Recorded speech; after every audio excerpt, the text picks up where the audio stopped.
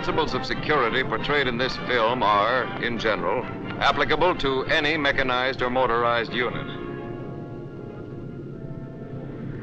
Security means taking every precaution you can to keep yourself from getting knocked out of the scrap.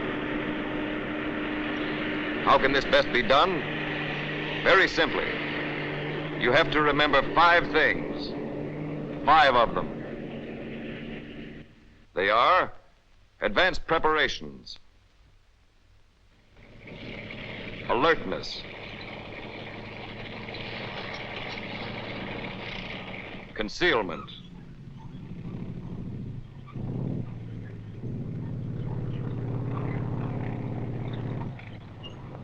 dispersion,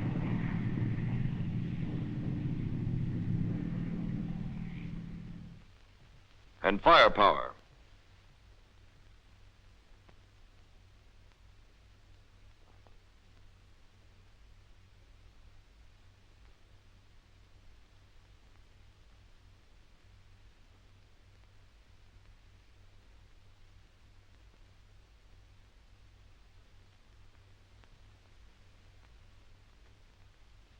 This sketch represents a mechanized column marching into a combat area. It is not correct in scale as far as the distances between the units are concerned. Its purpose is to show the positions of each of the units and how those positions afford the best possible security and protection to the main body. Here is the main body.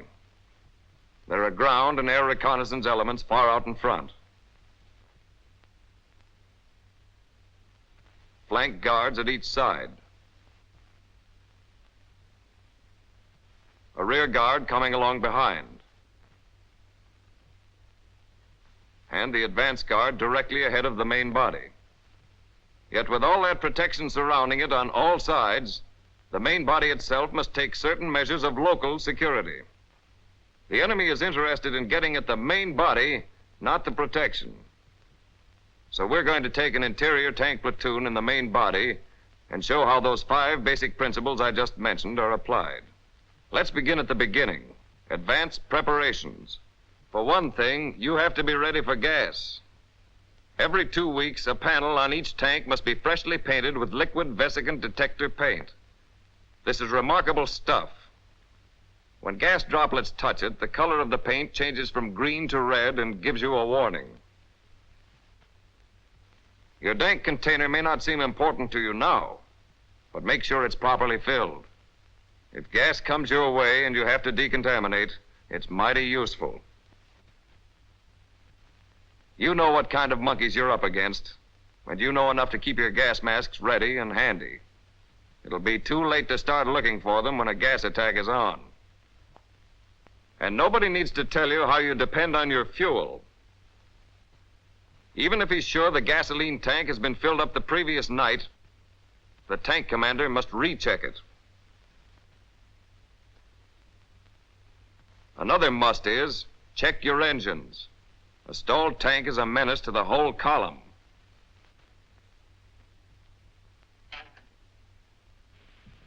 And check your tracks carefully. Faulty tracks can run you into a lot of trouble.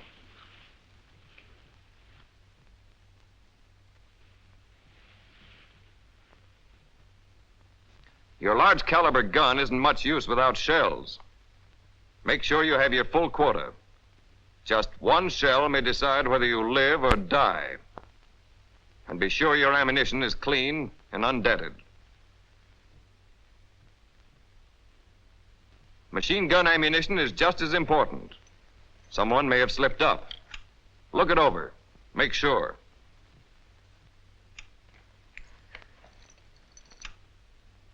Before moving out on a march, the platoon leader calls his tank commanders together to study a map of the terrain they will cross. They must know every point where an enemy air or ground force may attack, where the enemy may find natural cover. And they must know the route from start to finish so that if one tank falls behind, it will be able to rejoin the column. Since every man in a tank must know every other man's job, each tank commander shows his whole crew the route that the column will follow. That's advanced preparation. Take the second security point, alertness. Surprise is your enemy's best weapon, and the only way to keep him from using it is to be always on your guard. Every man in each tank turret is an air observer. He must also glance to the rear occasionally. Assistant drivers must have an eye on the flanks for signs of possible surprise attacks by enemy mechanized units. Whether there's radio silence or not, the radio tender must keep his receiver tuned into the platoon leader's net to receive urgent messages. And it's each crew member's duty to know what's going on, too. That's what the periscopes are there for. No matter how tough a tank commander is, continuously being on the alert is bound to tire him. He needs a relief once in a while. The turret's a spot for an alert soldier. He must be quick to spot messengers, catch all signals from the platoon leader quickly and accurately, and to pass them along, so that the platoon leader always has perfect control. Those are the things that come under the head of alertness. Always look for signs of a surprise flank or rear attack, or attack from the air. Relieve the man in your turret frequently. Keep on the lookout for radio and motorcycle messages.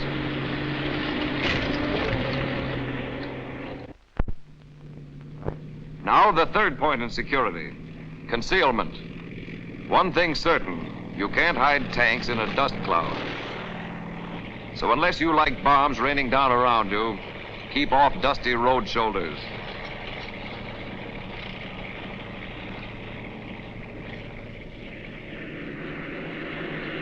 Concealment depends on quick thinking and sound judgment. For instance, suppose you're in the sun on a road, and there's shade to the right, but there's also a dusty shoulder. Will you choose the shade and the dust, or the sun and no dust? The sun may make you a target from the air, but dust would show you up for miles around. Pass up the shade. Naturally, when you find shade with no soft shoulder or dangerous dust, take advantage of it. Shade can help conceal you from an enemy air observer. Speaking of enemy air observers, be careful of reflections from goggles, even in shaded areas. Goggles are to protect your eyes, not to flash your position to the enemy. If you are not using them, do not wear them on your head or keep them in any other position where they will throw reflections. When your principal object is speed, your tank column may have to stick to an open road with practically no concealment.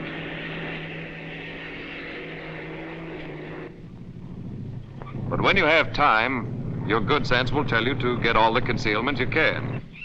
You won't see enemy planes in time to duck out of sight. When you cut across country, you'll find it very difficult to avoid dust. Always try to pick a route where you won't be moving in a telltale cloud.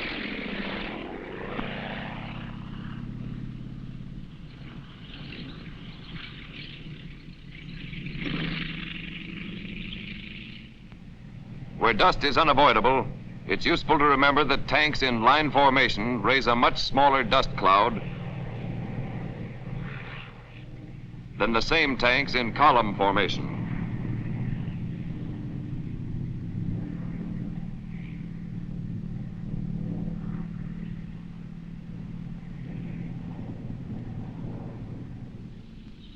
When you're moving across hilly terrain, remember there's nothing an enemy gunner likes better than tanks silhouetted against the sky.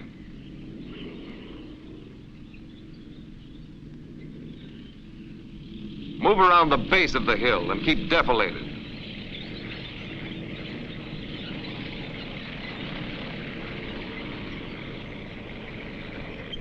Let's sum up concealment. Use concealing terrain wherever possible. Don't silhouette yourself against the sky.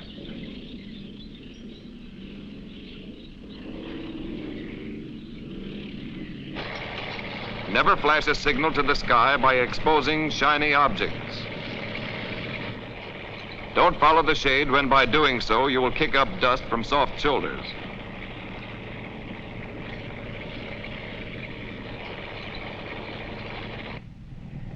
Remember, above all, try to avoid raising dust clouds. Sometimes this can be done by moving slowly.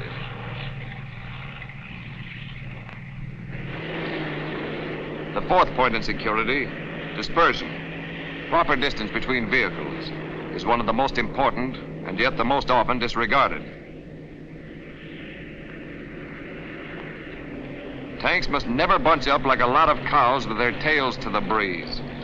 If they do, they give the enemy a target that looks as big as the broadside of a barn and twice as inviting. If a bomb misses one tank, it is certain to hit the next in line, and it may damage more than one. Keep your proper distances. During daylight, that is at least 75 yards.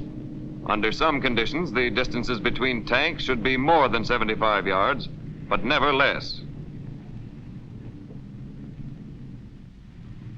Be especially careful when going down a hill where it's easy to close up by inching ahead without meaning to.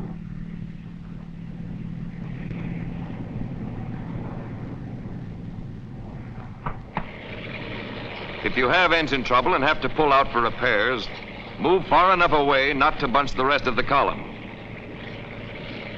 To avoid confusion and perhaps a dangerous general halt, signal the rest of the column to continue the march. And when your tank has been repaired, don't try to catch up to your former position. Wait for a halt, then rejoin your platoon.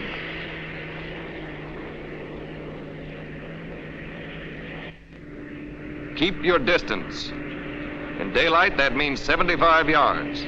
Sometimes more, but never less. Space out and keep spaced out. The proper distance is at least 75 yards.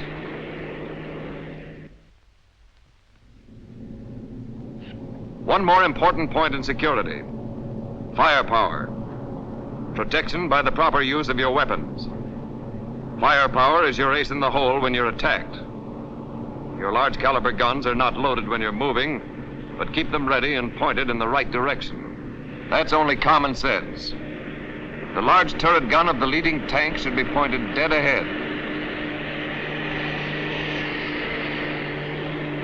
The second tank's large turret gun should also be trained dead ahead.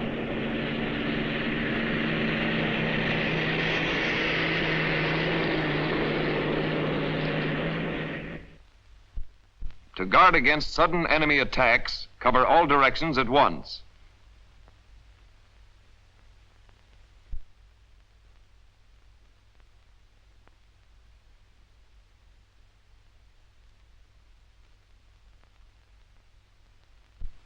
Point the large turret guns of tanks 1 and 2 dead ahead.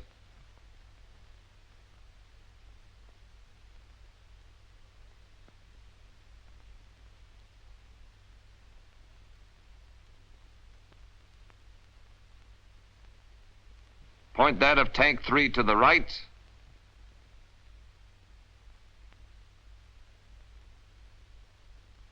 Tank 4 to the left.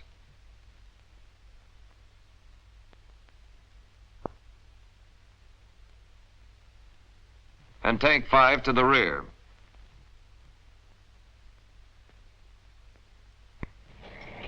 Keep your anti-aircraft guns half loaded in case of an air attack. The belt in the receiver, not in the ammunition box.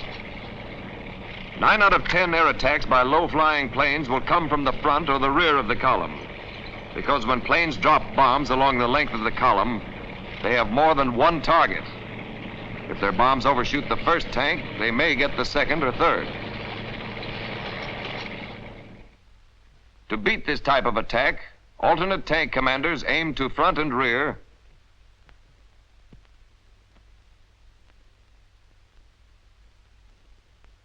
take a lead, and fire at the targets.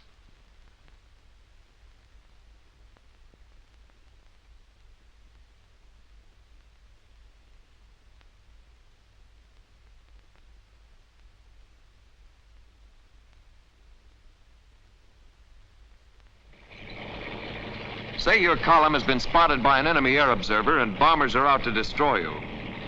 The first rule is this: tanks never halt in an air attack during daylight. Push right on, even if you have concealment. Your tank gives a lot of protection. A moving target is much harder to hit and you won't lose time. Learn to recognize all types of enemy planes. Each of the tanks is responsible for air observation. Its observer, if he sights planes, will pass the information to other tanks by hand and arm signals. When a plane is sighted, close all hatches except the turret hatch. A bomb or a bomb fragment inside your tank would disable both the tank and the crew.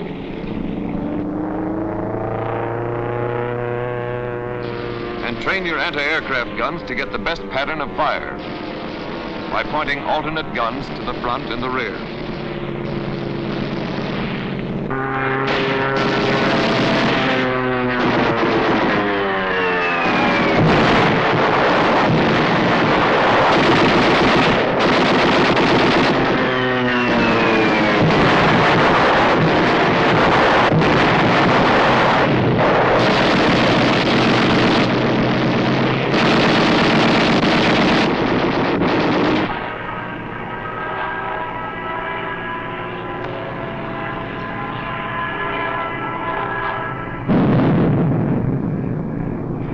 After any attack, it's your tank commander's duty to report the results of enemy action.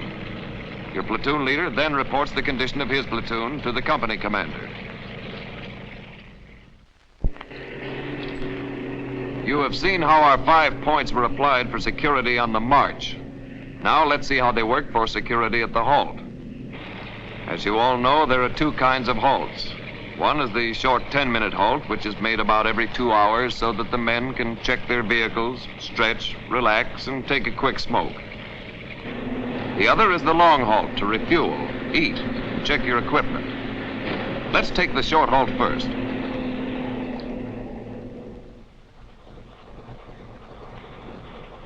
After the ground is tested to make sure it is solid, back your tank into position if you have to, but don't ever park so that you'll have to back out. Backing out is too slow if there's an attack.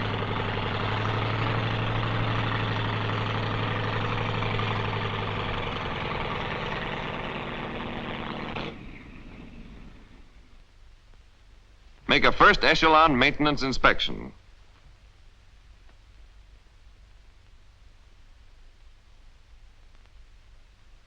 Refresh your memory about the route you're to follow. Now for alertness. The first precaution a halted column takes is to place guards on the hilltops and other good observation points to watch the surrounding terrain. When you're halted, just as when you're on the march, surprise is the enemy's deadliest weapon. The enemy is smart, and you can't afford to take chances. A man must always be posted at the platoon leader's radio to handle orders and warnings promptly. As always, concealment is of great importance at the halt.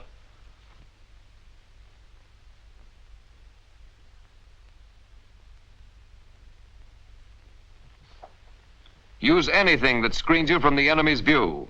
And remember, he has observers in the air as well as on the ground.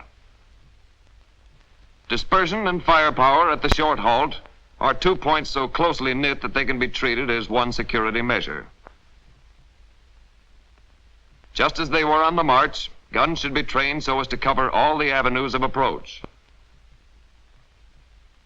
And each tank must have a man stationed at the guns in the turret.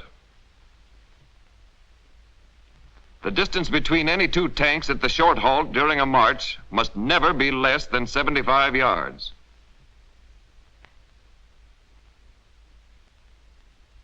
When tanks are properly spaced, bombs may fall between the tanks without damaging any of them.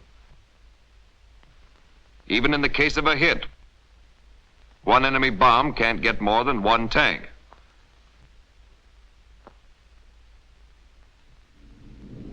When the 10 minutes are up, the tanks move out on signal. They go right into column without stopping on the road to form. Those are the security measures for the short halt.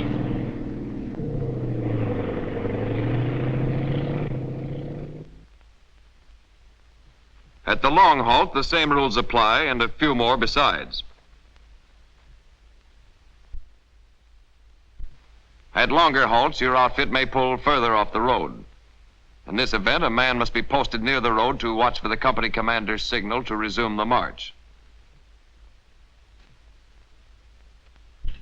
At long halts, it's necessary to dig prone shelters. They're protection against flying shell fragments, and many a soldier owes his life to a prone shelter. Eat while you work. It may not be good for the digestion, but first echelon maintenance is too important to wait. Good concealment is, as always, most important.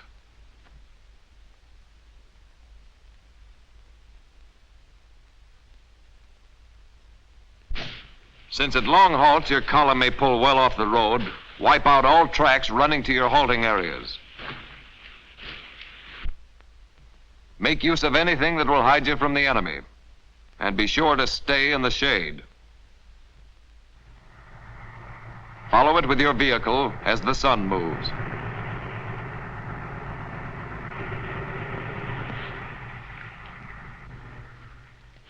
When there is no other concealment, get out that camouflage net. Here's a question. If we do not camouflage completely at a halt, what is the use in bothering with any concealment? The answer is this: a lot of use. Even though a sharp-eyed enemy observer can spot you, partial camouflage will hide the strength and type of your element. Some concealment is always better than none.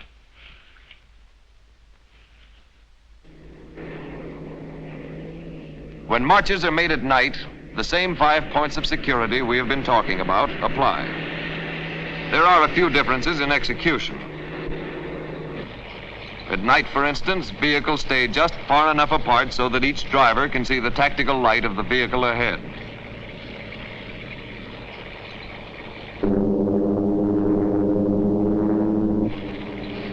During air raids, and when enemy flares light the sky, vehicles always stop, both for concealment and to avoid bunching up.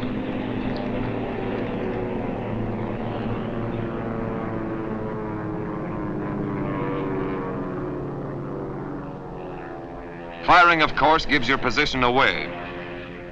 Under no circumstances do you fire on planes at night, unless you're positive that you have been discovered.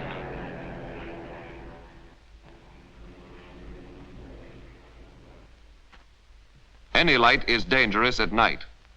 You may be dying for a smoke, but that doesn't mean your buddies should die for the same reason.